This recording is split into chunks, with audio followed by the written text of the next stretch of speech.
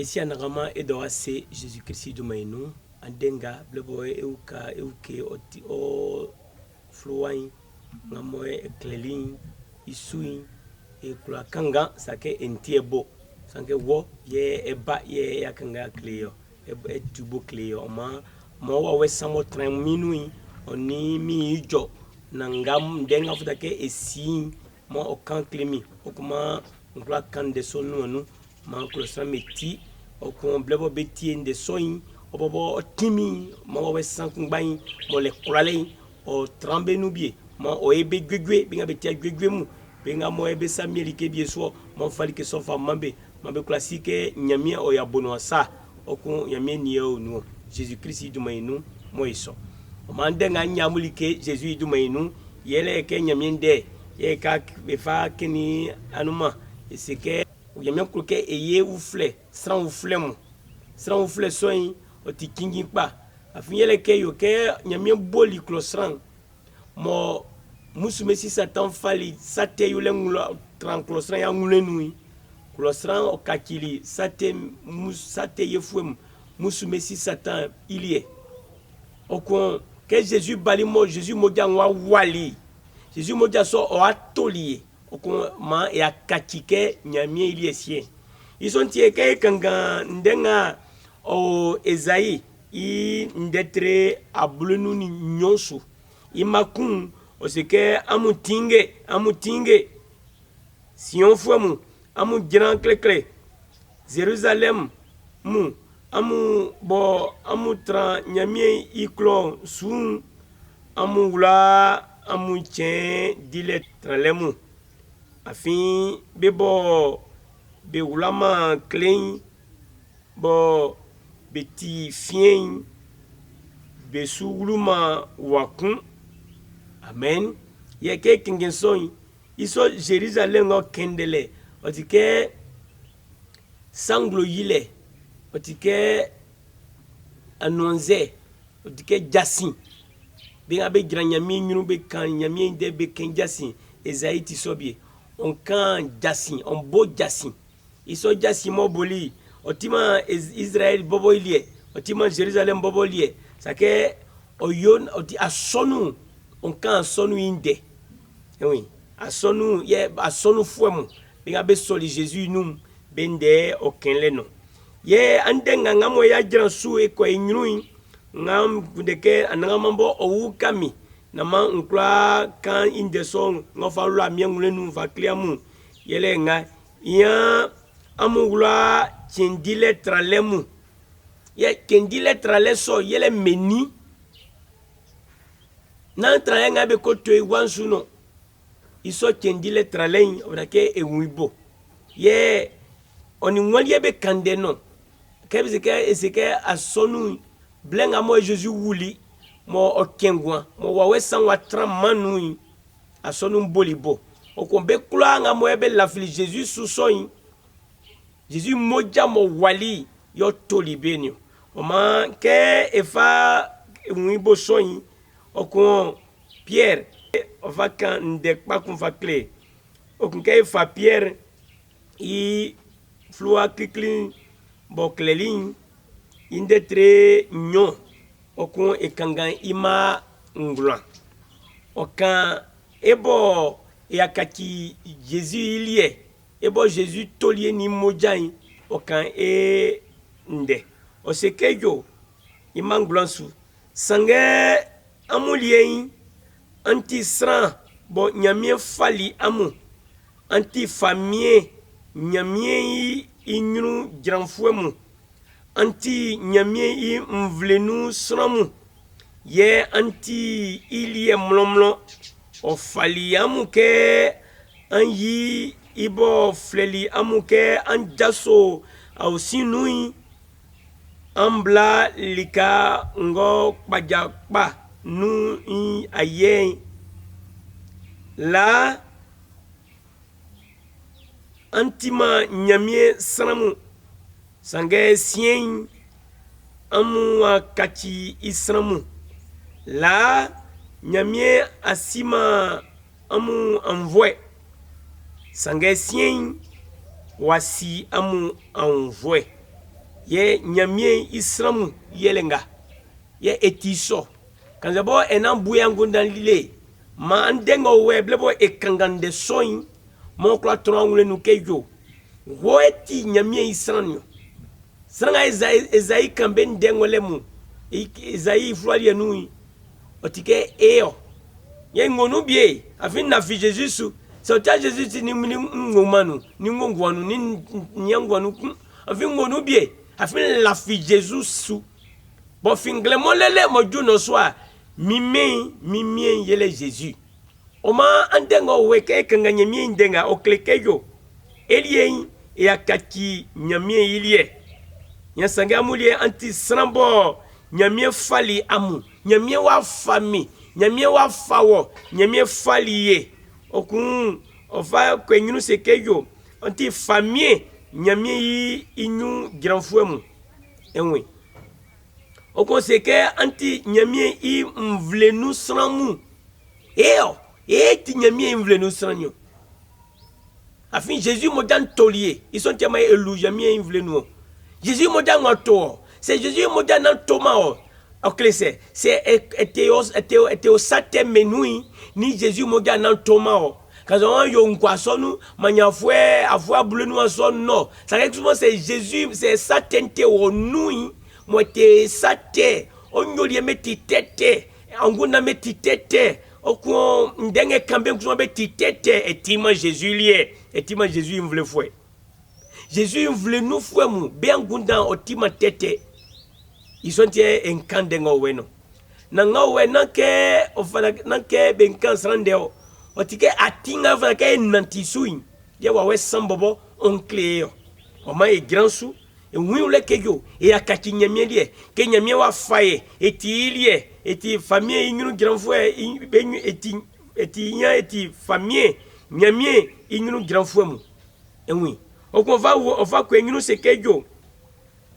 ye anti ilie mlomlo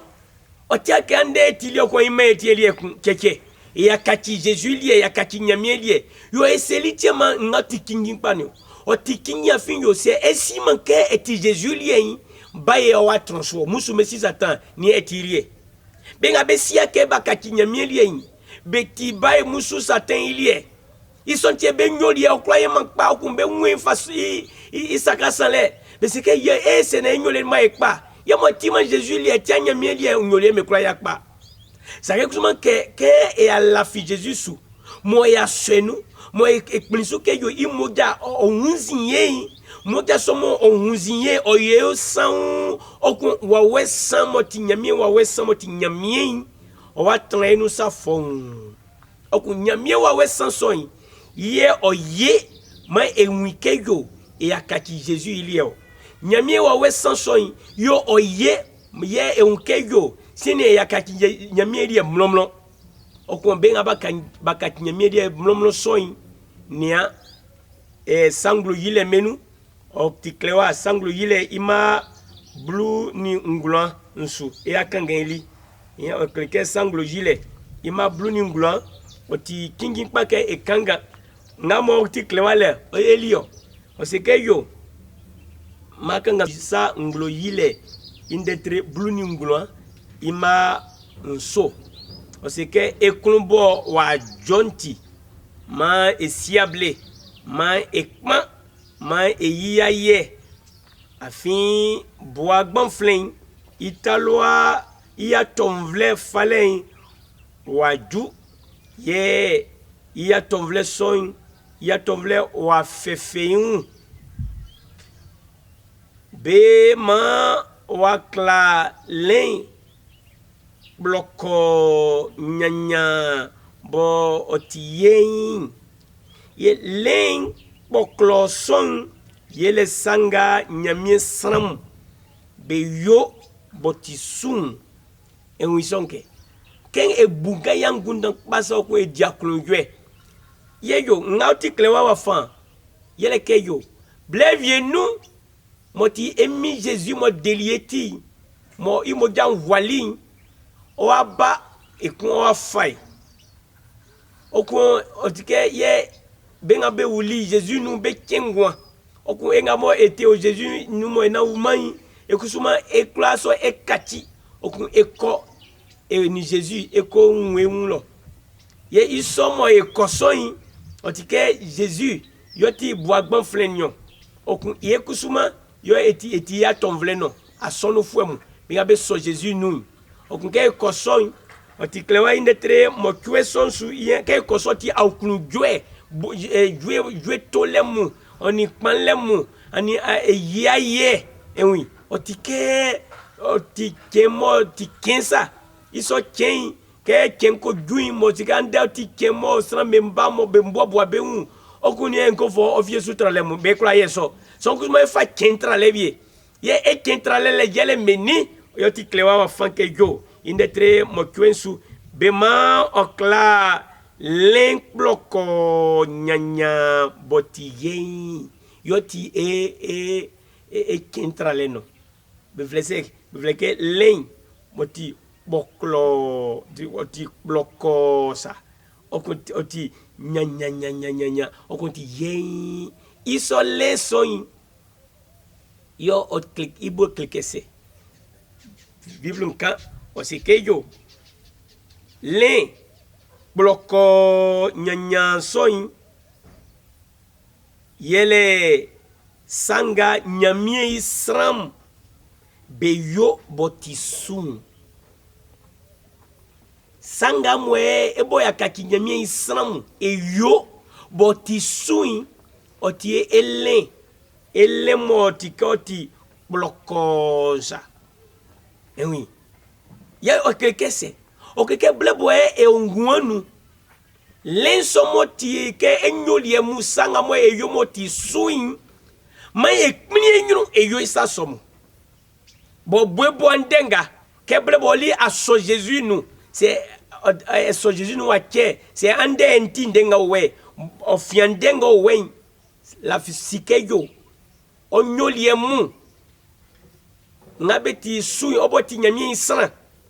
onyolie ngabeti sule beti le moti bloko moti nyanya mo otika oni ken fatasa yoti o kentrale lieno ke yako Jésus nyulo iso lenliene ofta ke rula iso trale no ofta ke rula ye trale so elebie o sanu be kula toma oti enyolie mu o mai son tie blekula nu kali ko kensa buiso yangunda o ngunda nga fionu o tinu buyangu nabie beti tete ni ko so ni ti bailie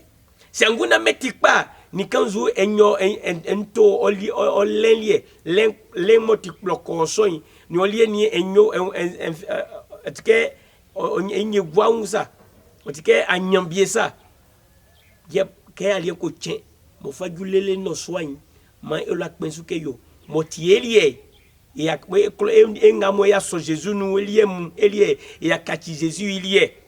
o ma se kamze srambe satetense bobe jasobe be klimbe nyumbe yo sate mambe fa clé ale sake elie of la ke nyolie me Yesu o setio afinyo yele ke enyolie mu be ma enyolie som sa ngabe tisuma yobe be beti tralenyo e kentralenyo okon ke ebu sanga sakpakpanga mo efla ke yobe sin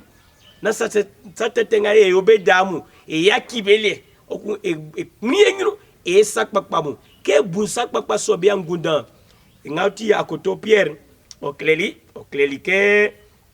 okon owo i flua kiklinu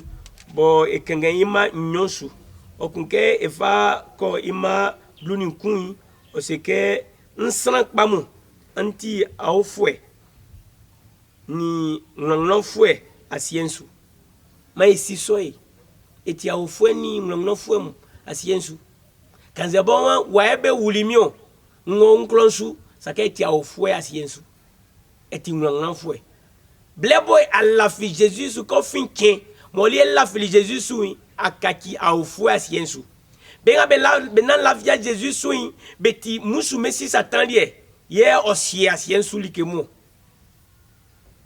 oui asaka suma oboya kaki Jésus lié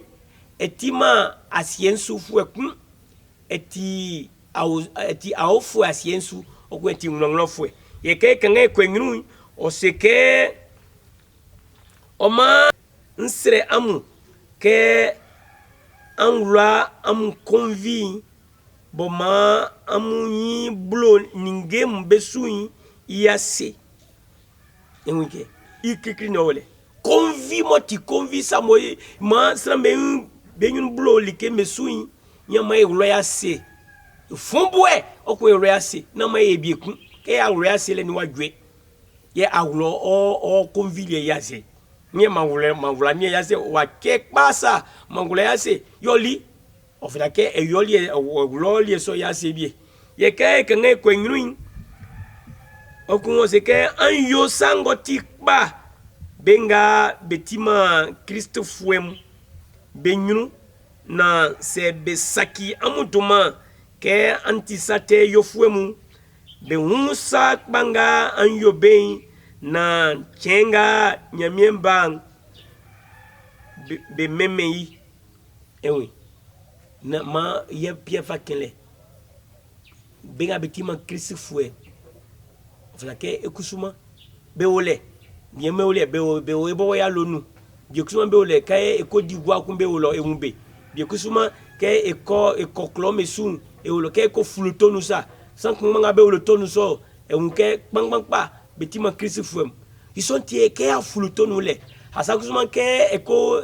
exekwe srameli ke obi alo no se belie betima Christ fue onyoli esain ofra ke oye oninyami nde be se onyoli ofra ke nanti nyami ndensu ke nati suso okun osakpakpa be nyoli bengan sakpakpa nga ebemu blabo nyami ban blabo Jésus ban okun be mama Jésus enwi ofra ke elafi suso okun ke pie kwenyunu fa kan ofa okandemu ke nga fra ke yo ke fa guindetre okande kpangpa okun ke fa guindetre nsansu mo iva kanga ima mo kwen osike min nde I atabunye ma amu angunda yoku nangunda ye nyonyo no nana ma angunda yeku yele kemeni okun kwenyunu sike yo ma amu nuanse anklo amu gwengu ke amu niansa ansi I envoie ye anyo amu envoie c'est sans yo amu ten na anyo iteywe c'est bekbe amu nzoa na anyi mambe sange angira be ngwa afin ke nyamien fleli amu osilike oyira amu ngwa yele yenga ti kijipa yoti nyulie yangundam ni nga makanklo ke musu mesi satan otike kanga moe odiguma ba mo diguma ke klipa mo kminu diguma ongwanu yele wangundam eti angundam o mateme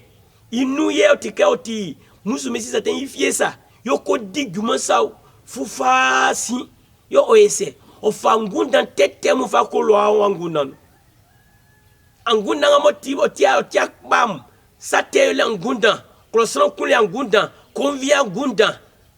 srame benzo akpele angunda ofa ulo o nrenu okofa ulo angunda kele abuebie okuni ngamo okloke musumi satan kloke ye nyoni atike akakika ngasa oma oklo otike isonti esu etima musumi satan lie kun akaki anagama ilie ye isonti ke ekanga kwengrui sakpa yole soyo flake ebuyangu nakpa afin yo otiklewa efesi fuemu indetre nyonsu ike ekanga ima blue osekeyo afin eti isanualike ke eni Christ Jésus e yolisran mouan nyamie boliye ufle na eyo nyolie kpakpa ngodu mwasieli yeke eyo nyolie kpakpa mu ye nyamie oboli osisieli ke eyo beo blebo ni Jésus ya kaki san mweku c'est ni Jésus nan kaki ma san mwen on dengo wen uke wanglensu okon so Jésus nous sa bete mon odeoti afin sa yesoin eti musu messi satin lié c'est mbizaka yo ble meninu e oli so Jésus nous okon a nsime ni otike nan so nous ble klang benga be so Jésus nous be cible son benga be ni Jésus ba esran mo be sike andengo we e ni Jésus esran mo comment c'est esi men son andenga mo etimia nie nyamie wa wen o si okeyo blenga wa ju mo frake eni Jésus anye sran mo ye be eni croissant Jésus be sran mo façon c'est yele ke obobo ou ke ono c'est que yo Jésus oti o defuenyo oko la fisu angulensu ke Jésus o keni o kengwa oma ke so oku enyati dele ma ebo ya nyati dele ekusuma ekplienyu ma wa wesamo o train nui mo Jésus in glory ma wa wesanso o tingay o ukai ma ufle yele somo nyamie okuneke eyoyi mo ye gwan na mo rafi eti aofwe ni nglan fwe asiensu ils sont tie convi fwe na mo tronuku sakba yolem ma beti beye o sanolike ma beye o nyoliemu okun nia ke isole nyamie wa we mo tronu mo le kulale ikulale soin o ma ble kulanu an dwe on ya kuno dwe o tronsu c'est que clintosu ibobo oke o anguna ko na okulan atin nga fana ke fasu na eni afite keklesono mama isira mi adanga mai do wase e yo mo Jésus Christ du menu e yiwa ye obo el kekba obo eyo ma eni Jésus ya kaki sran mwan ndo wase ke andenga obo e kalimi mon kwa kan inde soin ngamwe ma kenlei obobo rasu ma inde soin o wolele tetete o wolele na odiguma sans même gwan menu benga be tia gwegwe mambe gwegwe benga be sasia mbubube mambe be jaso be nati Jésus inyunu na be nati ke Christ fwe musa benga moye be na uma Christ i nyoliem be noa mambe wike yo Christ ye of fe mojan wali ke otoe moja somo tolier itiema andengo we ya kaki Christ lio oma anangama ndo wase Jésus Christ du menu obobo ukai yoma ekla wenyu ma oti andelie kinga ya imadie mo e kinkpa chemo obobo e ukai chemo e yo otimi nglo kulale e jinglo ma ekusuma ekula mama male nyolie ble kulanu Jésus Christ du menu mo iso